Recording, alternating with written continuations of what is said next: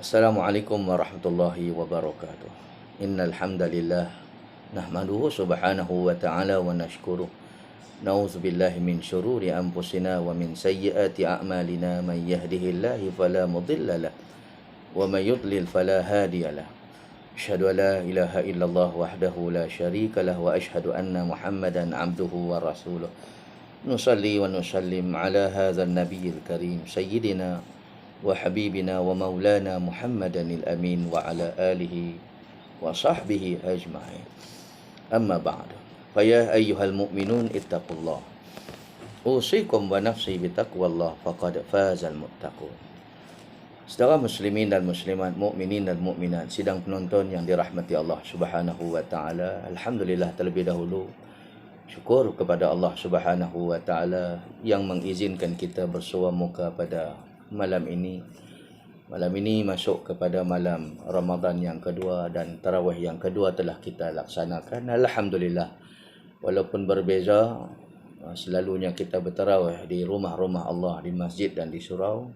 Tetapi hari ini kita bertarawih bersama dengan sanak saudara kita, kaum keluarga kita, anak beranak kita bersama di rumah kita sendiri. Tuan-tuan muslimin dan muslimat yang dirahmati Allah, apa yang berlaku ini pun adalah atas izin Allah Subhanahu wa taala. Jangan kita jadi manusia yang melawan kepada perintah dan arahan, kerana mengikut arahan itu juga adalah perintah Allah. Mengikut arahan kerajaan dan pemerintah itu juga adalah disuruh oleh syarak kita dan berdosa untuk kita ingkar. Mudah-mudahan walaupun kita cuma tarawih di rumah, pahalanya Allah Ta'ala bagi juga seperti mana kita bersemayang di surau dan masjid. Hati kita meruntun, hati kita teringin sangat nak ke surau ke masjid. Tapi apakan daya, kita kena akur dengan arahan PKP ini, maka mungkin Allah Subhanahu wa Ta'ala akan bayar pahala itu sama seperti mana pahala kita solat tarawih di masjid dan surau, mana tahu. Tuan-tuan muslimin dan muslimat yang dirahmati Allah sekalian, maka seperti mana kita selalu sebut dan biasa kita kupas tentang ayat berkenaan dengan Ramadan, tak lain dan tidak bukan kita memetik suratul Baqarah ayat 183. A'udzubillahi minasyaitanir rajim. Ya ayyuhallazina amanu kutiba alaikumusiyam kama kutiba alal ladzina min qablikum la'allakum tattaqun. Yakni berbunyi yang bermaksud, wahai orang yang beriman, diwajibkan ke atas kamu untuk berpuasa seperti mana diwajibkan umat-umat dahulu berpuasa. La'allakum tattaqun, mudah-mudahan kamu semua menjadi hamba Allah yang bertakwa. Inilah yang Allah Ta'ala kehendaki kita daripada puasa, hasil daripada puasa, hasil daripada Ramadan yang kita tempuh itu, mesti kita kena capai apa yang Tuhan mahukan itu, iaitu bertakwa kepada Allah Subhanahu wa Ta'ala. Yakni bukan setakat kita menjadi manusia yang mengabdikan diri dengan semayang, dengan solat, dengan puasa, zikir dan sebagainya. Bahkan kita bawa sekali diri kita, jasad kita, tubuh badan kita ke arah takut kepada Allah Subhanahu wa Ta'ala. Terutama yang paling kita kena jaga sekali adalah takwa dengan mulut. Dan musim teknologi ini adalah takwa dengan jari. Hari ini tuan-tuan muslimin dan muslimat yang dirahmati Allah Subhanahu wa Ta'ala, manusia hari ini sama ada banyak buat pahala dengan jari ataupun buat dosa dengan jari jemari. Begitu jugalah dengan mulut, boleh petik dengan dosa, boleh petik untuk buat pahala. Tuan-tuan muslimin dan muslimat dan rahmati Allah sekalian, sepatutnya kita kalau hendak menjadi manusia yang bertakwa, yang ni semua kena jaga, kena clear. Sebab tu selalu saya sebut, Islam mesti lengkap apabila 3 perkara ini kita bawa dalam hidup kita, dan tak boleh ada pun miss salah satu. Yang pertama, apa dia? Akidah, iman kita. Yang kedua, syariah, hukum hakam. Puasa ni adalah termasuk syariah. Semayang kita tadi itu syariah. Bayar zakat juga syariah. Segala-gala hukum Allah Ta'ala juga adalah syariah.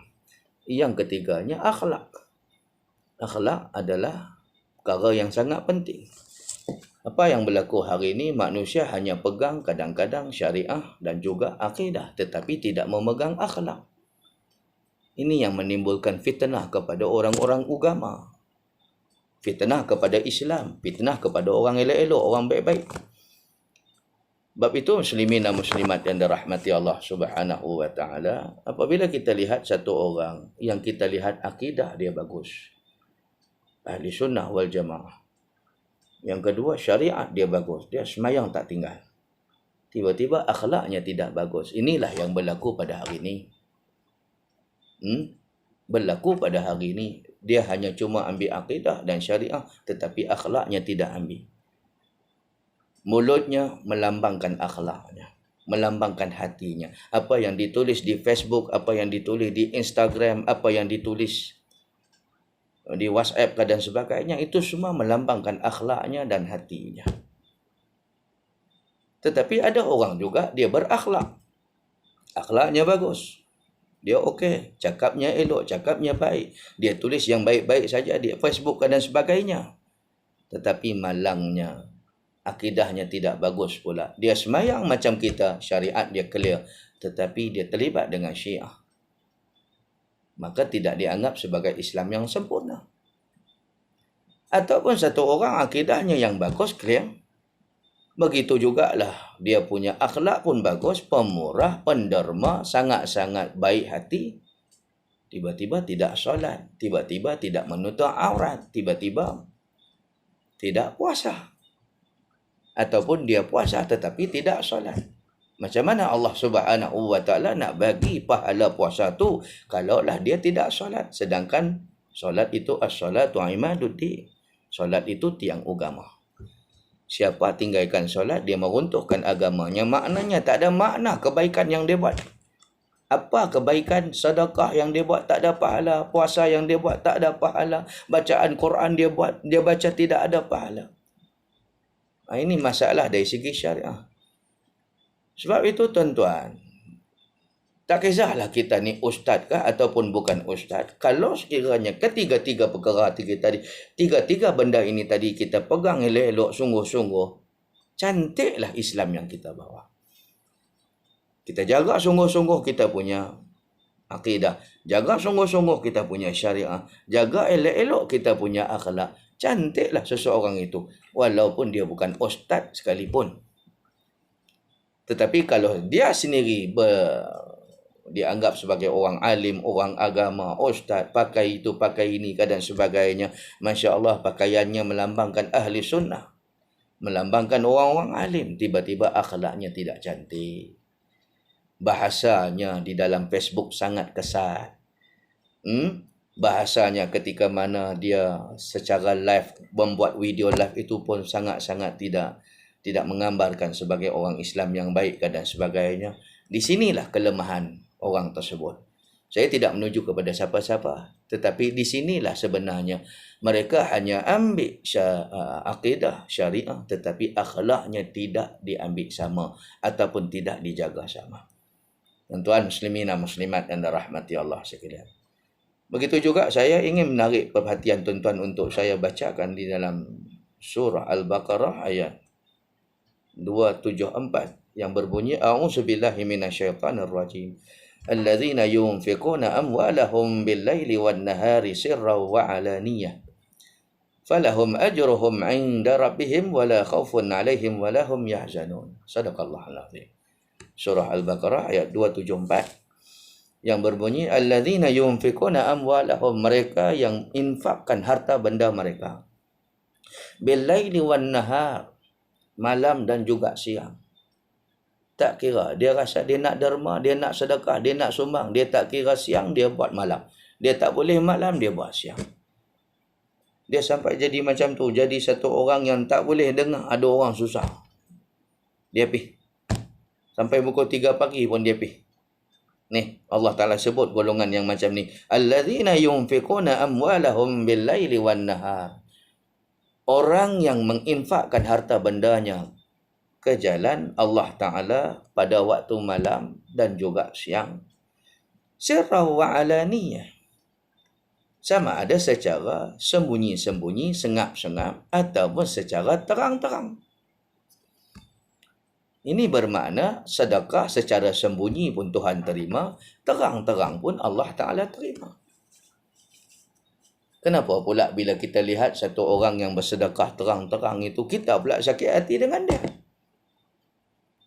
Soal dia ikhlas ataupun tidak, Nabi SAW sebut di dalam hadis, Nabi kata, nahnu nahkum bizawahir. Kita boleh berhukum dengan perkara yang kita nampak, kita zahir. Itu kita boleh kata. Wallahu yatawalla bisarair. Tetapi bagi Allah lah untuk menghukum tentang perkara-perkara rahsia, perkara yang ada di dalam hati dia. Yang penting kita bersangka baik. Muslimin dan muslimat yang dirahmati Allah. Kerana orang yang bersedekah, infak secara diam-diam, secara sengap-sengap juga berpahala, dan secara terang-terang juga berpahala. Tak jadi isu. Yang jadi isunya orang yang tak sedekah langsung. Orang yang tak buat apa langsung, tapi pandai cakap, tapi hanya pandai komen, pandai condemn. Nampak tak? Muslimin dan muslimat yang dirahmati Allah Subhanahu wa ta'ala. Golongan-golongan yang macam ni rupanya Allah Subhanahu wa ta'ala rakam perbuatan mereka ni di dalam Quran. Suratul Baqarah ayat 274. Muslimin dan muslimat yang dirahmati Allah Subhanahu wa ta'ala.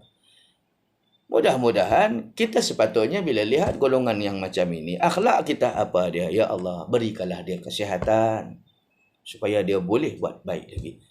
Ataupun ya Allah, jadikanlah ramai pengikutnya ya Allah, supaya ramai lagi orang yang jadi macam dia. Ataupun ya Allah, murahkanlah rezekinya supaya dia boleh bersemangat lagi. Bila dia lagi banyak duit, dia boleh buat lagi kerja amal merata tempat. Kita kadang-kadang kita ada duit juga, tetapi kita tidak ada kemampuan untuk kesana ke sini kerana urusan tugasan kita. Kita ada juga peluang untuk pergi ke sana, pergi ke sini. Kita lapang, kita free, tak ada masalah. Tapi harta benda kita pula tak ada. Nampak tak? Muslimin dan muslimat yang dirahmati Allah Subhanahu wa ta'ala. Ada orang pula dia ada harta, tetapi dia ada harta dan dia ada tenaga dan juga dia ada kelengkapan, kemewahan dan juga dia ada masa. Tapi dia tak reti nak buat cara tu. Dia bukan tak teringin nak buat tu, tak reti. Tak reti. Malu nak jumpa orang, malu nak ceramah, malu nak berdakwah. Tapi ada orang Allah Subhanahu wa ta'ala bukan setakat bagi dia harta yang banyak. Allah Subhanahu wa ta'ala bagi dia masa yang lapang. Allah Subhanahu wa ta'ala bagi pula dia petah berkata-kata. Kata-katanya yang lembut menarik perhatian orang, menarik orang untuk ke arah Islam. Masya Allah. Dia bukan kira orang Islam sahaja, bahkan dia bantu juga orang Cina, orang Hindu, orang-orang susah dan sebagainya. Tak kira agama, tak kira bangsa. Ini dipanggil dakwah. Dakwah bukan setakat hanya dengan lisan, tetapi dakwah juga mesti buat dengan akhlak. Seperti mana yang ditunjukkan oleh Nabi SAW. Jadi golongan ini Allah Ta'ala kata wala khaufun alaihim. Tak ada apa yang patut ditakuti untuk mereka ni. Allah Ta'ala bantu pula. Walaupun orang kata dia macam-macam, Allah Ta'ala bagi bantuan dekat dia. Ramai pula penyokong dia, yang backing dia, yang defend dia. Walaupun banyak kata-kata yang kurang enak, kata yang tak cantik kepada dia, tetapi cepat-cepat Allah Subhanahu wa ta'ala clearkan kata-kata itu, jernihkan balik semula kata-kata tohmahan itu dengan penyokong-penyokong ataupun bantuan-bantuan yang datang daripada orang yang kasih dan sayang kepada golongan-golongan macam ni. Walahum yahzanun. Dan tidak apa yang sepatutnya disedihkan dengan golongan yang macam ni. Katalah apa sahaja, Allah Ta'ala tahu apa kita buat. Tuan-tuan muslimin dan muslimat yang dirahmati Allah. Jadi sepanjang Ramadan ini jaga akhlak. Akhlak mata, akhlak telinga, akhlak mulut, akhlak lidah, akhlak tangan, akhlak kaki, akhlak segala anggota tubuh badan kita. Kerana orang yang berpuasa dengan menjaga akidah, syariah dan akhlaknya, itulah mereka yang dianggap berpuasa dalam keadaan penuh ketakwaan kepada Allah Subhanahu wa ta'ala. Sekian dahulu daripada saya. Wabillahi taufik wal hidayah. Wassalamualaikum warahmatullahi wabarakatuh.